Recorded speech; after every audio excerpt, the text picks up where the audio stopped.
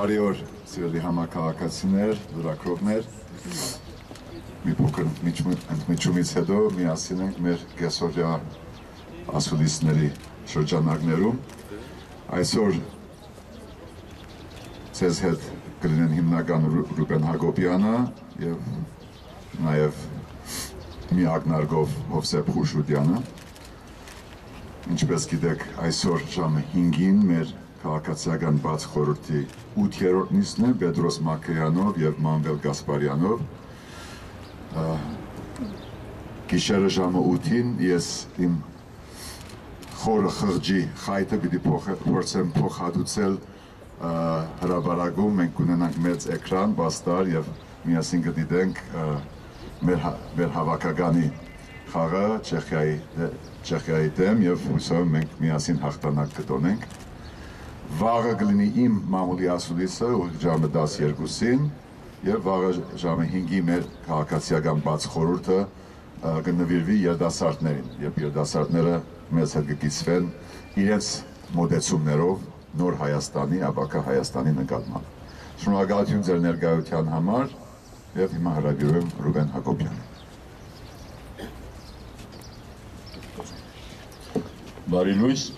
այսօր բոլորը սպասում ենք, որ պետք է Հայաստանը լավ խաղ ցուցաբերի, չէ՞, և հաղթի։ Նախ ուզում եմ անդրադառնալ մարտի 23-ին շաբաթ օրը Երիկվայում տեղի ունեցած միջադեպին, որը կարծում եմ պետք է լուրջ ուշադրության արժանանար իշխանությունների կողմից և համապատասխան մարմինների կողմից, բայց ցավոք չարժանացել։ Իրականությունն այն է, որ այդ քաղաքացին մոտ 50 մետր տարածություն պետք է ցույց տան, կարողացել է վազելով, ավիանքներով, կողքի մարդկանց հրելով, հասնել մինչև Արթակ, որտեղ գտնվում էր Ռաֆի Հովհաննիսյանը։ Այդ ընթացքում նա անցել է ոստիկանների կողքով, իսկ գիտեք ոստիկանները միշտ ներկա են և շնորհակալ ենք, որ նրանք միշտ ներկա են Ազատության հրապարակում, որովե կանխարգելիչ միջոց չի ձեռնարկվել։ Կրկնում եմ, այդ ամբողջ ընթացքում ինքը հայոյել է, բղավել է, հրել է մարդկանց և եթե չլիներ այդ պահին Ռաֆի Հովհաննիսյանի շուրջ կանգնած մարդիկ, կարող էր շատ տխուր, եթե չասեմ ողբերգական հետևանքներ ունենալ, որովհետև այդ քաղաքացին իր ձեռքին ունեցել է ինչ-որ բան, չի երևացել ինչ է դա, և եթե հասնել Ռաֆի Հովհաննիսյանին, ինքը չի թաքցրել, որ գնում է իրեն խփելու կամ արվածելու, կարող է իսկապես ողբերգական հետևանքներ ունենալ։ Առավել մտահոգիչ է, որ առայժմ հայտնի չէ ինչ է, որտեղ է գտնվում այդ քաղաքացին և ինչ միջոցառումներ է ձեռնարկում իշխանությունը միջադեպի հետ կապված։ Մենք այստեղ չենք ուզում ասել, որ միտումնավոր ոստիկանությունը թույլ է տվել, որպեսզի նման միջադեպ կայանա, բայց մյուս կողմից պետք է ասել, որ մենք ունենք նախադեպը, որ Սևանում, դուք բոլորը տեղյակ եք դրան, Սևանում տեղի ունեցավ միջադեպ և եթե ինչ-որ պահի հավաքված մարդիկ, նաև ոստիկանություն չկանխեին, կարող է շատ տխուր հետևանքներ ունենալ, որովհետև կրկնում եմ, որ Սևանի քաղաքապետը, որը հայտնի է իր քաղաքական անցյալով, և չեմ կարծում, որ կառավարության մեջ կամ անպատասխան մարմինները տեղյակ չեն, թե ինչ քաղաքական, քրեական անցյալով, տեղյակ չեն, թե ինչ քրեական անցյալ ունի սույն քաղաքապետը և ժապավենը ամբողջությամբ իրենք ունեն, կարող են տեսնել, թե քրեական ինչ տարերի էր հավաքել և ինչպես էր սադրում, որպեսզի արձակում գործեին մեր թիմի, մեր մարդկանց վրա, որը տեղի չունեցավ, բայց նկատի ունենալով այն փաստը, որ մինչև այսօր իշխանությունը որևէ ձևով չի արձագանքել դրան, ինչպես նաև մարտի 23-ի դեպքին, կարծում ենք, որ այդ պահվածքով իշխանությունը ինդուլգենցիա են տալիս կամ այլ խոսքով կանաչ լույս են վառում քրեական տարերի դեմ, որպեսզի ներքաշեն այս քաղաքական ուրեմն զարգացումներում, ինչը միշտ եղել է այս տարիների ընթացքում։ Ուղղակի կոչ ենք անում իշխանություններին, նաև պահանջում ենք իշխանություններից, որ զերծ մնալ քրեական տարերի միջոցով քաղաքական հարցեր լուծելուց, այլապես իսկապես ամբողջ պատասխանատվությունը կկրի հենց իշխանությունը, որովհետև իրենք տեսել են, որ այս ամբողջ ընթացքում, թե նախընտրական փուլում, թե հետընտրական զարգացումներում, մենք մեր չափով եւ հատկապես Ռաֆ Հովհաննիսյանի իր կերպարով կարողացել ենք պահել որոշակի հանդուրժողական մթնոլորտ, նաև կրկնում եմ, այս ընթացքում համագործակցել ենք, համագործակցել ենք ոստիկանության հետ եւ շնորհակալ ենք այդ համագործակցության համար, բայց կարծում եմ, որ երկրի զարգացումները մի քիչ մեզ մտահոգում են եւ ուշում են, որ պետք է զգուշացնենք իշխանություններին անպատասխան ուշադրություն եւ միջոցառումներ ձեռնարկել նման փաստերի հետ կապված։ Ինչ վերաբերում է վերջին զարգացումների հետ կապված մեր հարթակում եւ քաղաքական ընդհանուր միջավայրում, պետք է ասեմ, որ այս շարժման հիմնական նվաճումներից մեկն այն էր, որ հարթակը չմենաշնորհվեց։ Հարթակում հայտնվեցին ամենատարբեր քաղաքական կողմնորոշումներ ունեցող քաղաքական ուժերի ներկայացուցիչներ, քաղաքական գործիչներ, շատ դեպքերում նրանց արտահայտված տեսակետները կամ ծրագիրը չեն անպատասխանում մեր մոտեցումներին, բայց կրկնում եմ, այս հարթակի, այս շարժման նվաճումներից մեկն այն էր, որ բոլորը հնարավորություն ունեցան, քաղաքական սպեկտրը հնարավորություն ունեցավ խոսել իր ընկալած քաղաքական արժեքներից եւ իր ծրագրերից։ Այլ հարց է, որ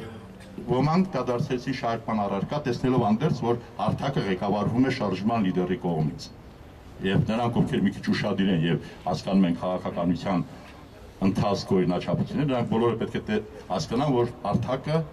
զարգացումները ղեկավարվում են շարժման լիդերի կողմից եւ որևէ անգամ առիթ չենք տվել, որ որևէ մեկ կասկածի։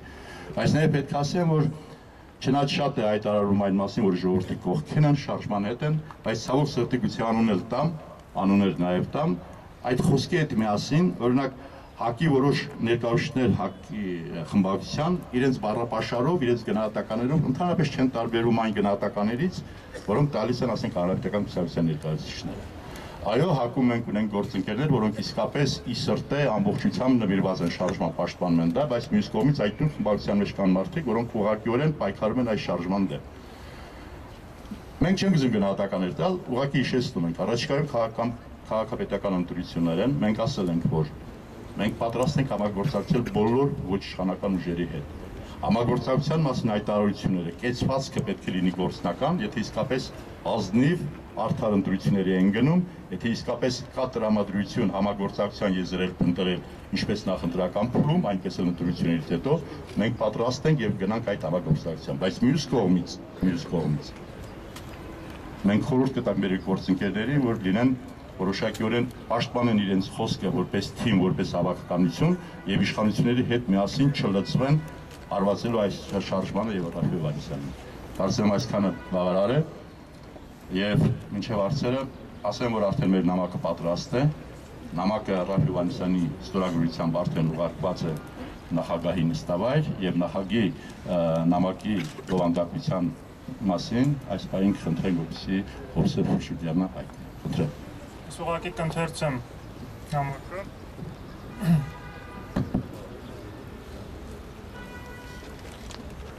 Պարոն Սերժ Սարգսյանին, ՀՀ գործող նախագահ, Բարեման պողոտա 26 Երևան։ Հարգելի պարոն Սարգսյան, երեկ ստացա ձեր մարտի 25-ի թվակիր նամակը։ Դրական եմ գնահատում, որ դուք վերջապես ուղղակի գրությամբ պատասխանեցիք իմ համալիր առաջարկին։ Թեև նամակի ընդհանուր ձևակերպումներով նկատելի են որոշ վիճարկելի փաստարկներ ու կանխակալ համոզումներ, այդուհանդերձ առաջ խաղացում կարելի է համարել հանգամանքը, որ դուք պատրաստ եք բանակցությունների հիմք ընդունել իմ ներկայացրած փաստաթուղթը։ Վերահաստատում եմ իմ պատրաստականությունը հանդիպելու ձեզ եւ սեղանին դրված համազգային հանգուցալուծումը քննարկելու ցանկացած ժամի եւ ցանկացած ձևաչափով Ազատության հրապարակում։ Շնորհակալ եմ իմ առողջությամբ մտահոգվելու համար, անհանգստանալու հարկ չկա, ես միանգամայն առողջ եմ, կազդուրման կարիք չունեմ եւ կարող եմ առանց հետաձգելու իրականացնել մեր աշխատանքային հանդիպումը հանուն Սահմանադրական Նոր Հայաստանի։ Եթե ինչ-ինչ պատճառով Ազատության հրապարակը հարմար վայր չդիտեք հանդիպման առումով, ազատ զգացեք կրկին նամակով ներկայացնելու իմ ամբողջական փաստաթղթից բխող ձեր բովանդակային առաջարկությունները, որոնք ձեր նախորդ արձագանքում բացակայում են։ Հայրենիքի հավատամքով եւ ժողովրդի ձայնով Ռաֆի Հովհաննիսյան։